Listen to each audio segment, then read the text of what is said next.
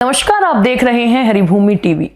मैं आज अयोध्या की दो बड़ी खबरें लेकर हाजिर हूं और राम नगरी में एक तरफ राम मंदिर को लेकर तैयारियां जोरों पर हैं, तो वहीं दूसरी ओर आस्था और संघर्ष का एक अनोखा संगम देखने को मिल रहा है।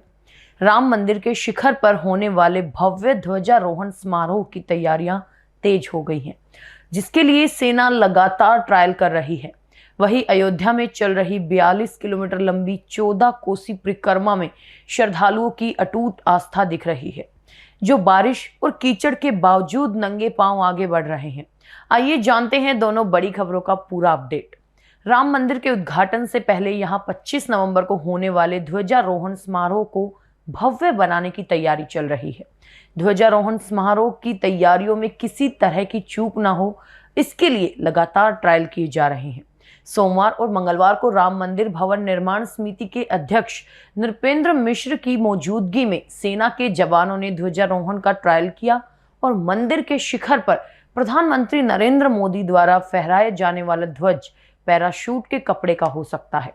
ये सुझाव इसलिए आया क्योंकि पैराशूट का कपड़ा काफी मजबूत होता है। सेना की टीम जल्द ही अपनी रिपोर्ट पीएम मोदी को सौंपेगी। नृपेंद्र मिश्र ने बताया कि 25 नवंबर को ध्वजारोहण समारोह में लगभग 8,000 आमंत्रित मेहमानों को ही रामलला के दर्शन का मौका मिलेगा। इस दौरान आम श्रद्धालुओं को दर्शन की अनुमति नहीं होगी, उनके लिए दर्शन अगले दिन से शुरू किए जाएंगे। मिश्र ने एक और बड़ी जानकारी देते हुए कहा कि ट्रस्ट का पूरा प्रयास है कि इस साल के आखिर यानी दिसंबर तक राम जन्मभूमि परिसर में सभी मंदिर खोल दिए जाए।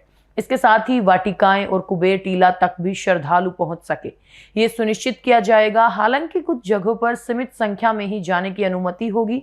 परिसर के चारों ओर बन रहे 800 मीटर लंबे परकोटा का निर्माण कार्य पूरा हो चुका है। साथ ही रामकथा पर आधारित कांस्य के म्यूरल लगाने का भी काम अंतिम चरण में है, जो 5 नवंबर तक पूरा हो जाएगा। इस तरह मंदिर उद्घाटन के लिए युद्ध स्तर पर तैयारियां चल रही हैं। एक तरफ मंदिर की भव्य तैयारी चल रही है, तो वहीं अयोध्या में आस्था का सैलाब उमड़ पड़ा है। कार्तिक महीने में सनातन धर्म को मानने वाले लोग 14 कोसी और पंचकोसी परिक्रमा करते हैं। अक्षय नवमी के दिन यानी 30 अक्टूबर तड़के 4:51 पर 42 किलोमीटर लंबी 14 कोसी परिक्रमा शुरू हुई। प्रशासन के मुताबिक करीब 10 लाख श्रद्धालु सरयू स्नान करने के बाद परिक्रमा कर रहे हैं। यहां गुरुवार तड़के से जोरदार बारिश हो रही है, जिससे परिक्रमा मार्ग पर कीचड़ और जल भराव हो गया है। इन विपरीत परिस्थितियों के बावजूद श्रद्धालु रुके नहीं हैं। पॉलीथीन, बोरी और तिरपाल ओढ़कर वो जय श्री राम के जयकारों के बीच नंगे पांव आगे बढ़ रहे हैं।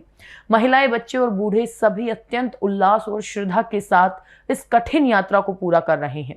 भक्तों के लिए ये आस्था का संघर्ष हर परेशानी से बड़ा है। इतनी बड़ी संख्या में श्रद्धालुओं की सुरक्षा के लिए पुलिस और खुफिया एजेंसियां अलर्ट हैं।